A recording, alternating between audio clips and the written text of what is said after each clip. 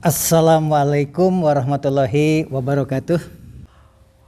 Para pendatang imigran dari luar negeri yang Pak Presiden kita, Pak Jokowi mengatakan dulu sering muncul di televisi itu adalah turis, katanya itu adalah turis. Tampaknya sekarang sudah terbuka, bukan lagi turis, bahwa sesungguhnya mereka adalah tenaga kerja yang boleh dikatakan itu adalah legal. Siapapun yang jadi presidennya di Indonesia itu memang tidak bisa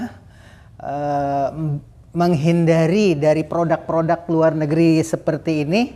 Kemudian bagaimana supaya investasi di Indonesia itu bisa berjalan dengan lancar.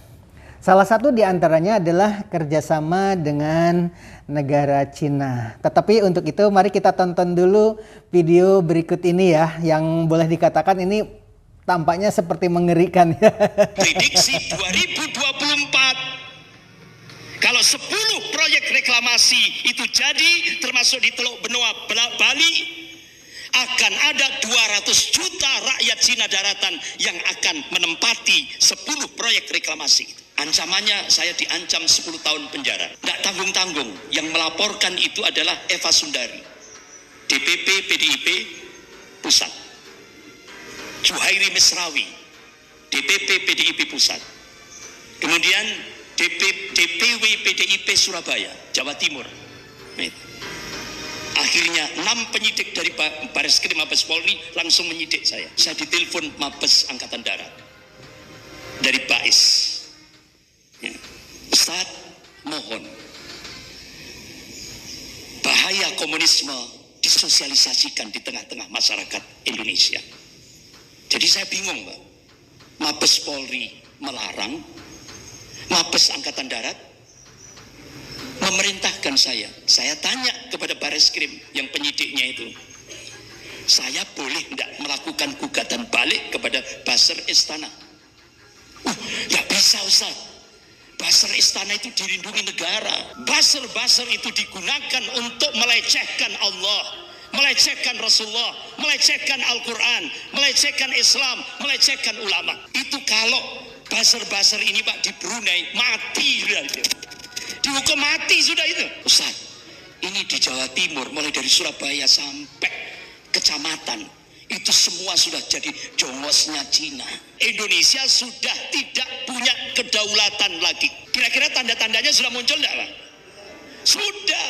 Yang pertama, setelah bangunan ibu kota negara yang baru itu jadi, Indonesia harus menyewa kepada Cina. Nyewa. Sementara ibu kota Jakarta digadaikan. Cina diberikan HGB, hak guna bangunan di ibu kota negara yang baru, IKN-nya itu 160 tahun.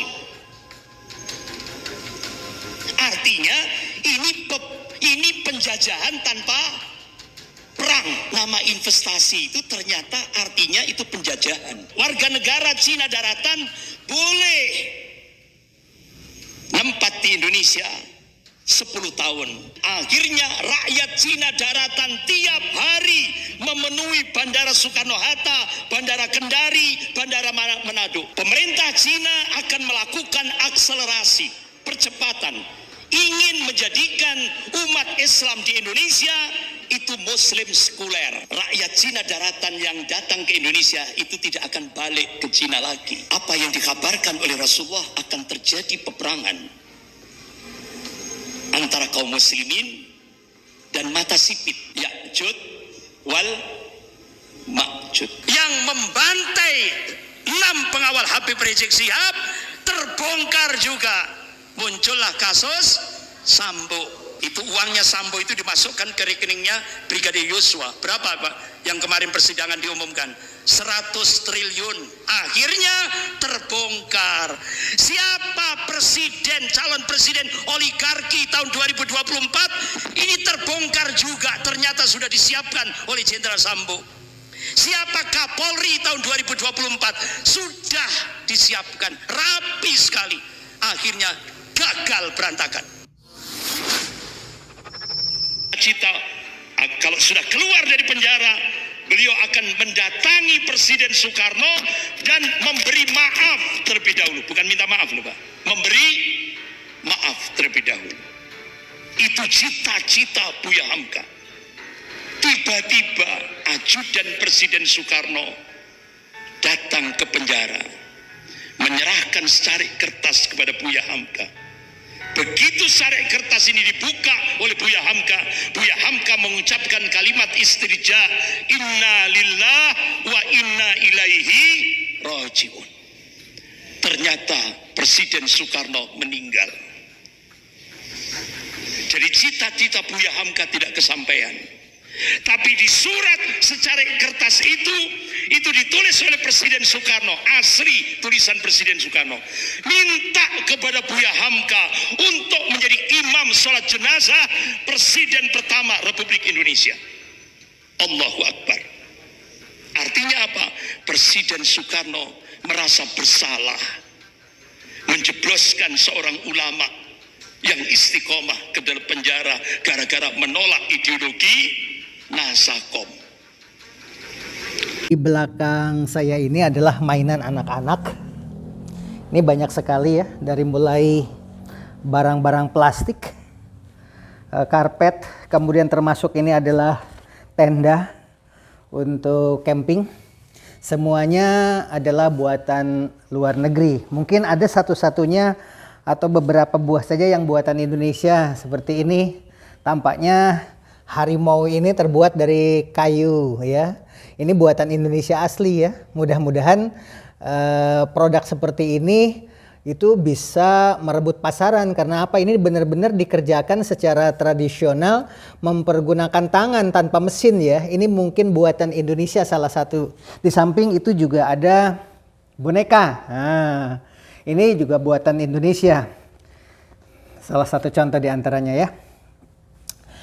Yang ingin diceritakan di sini adalah banjirnya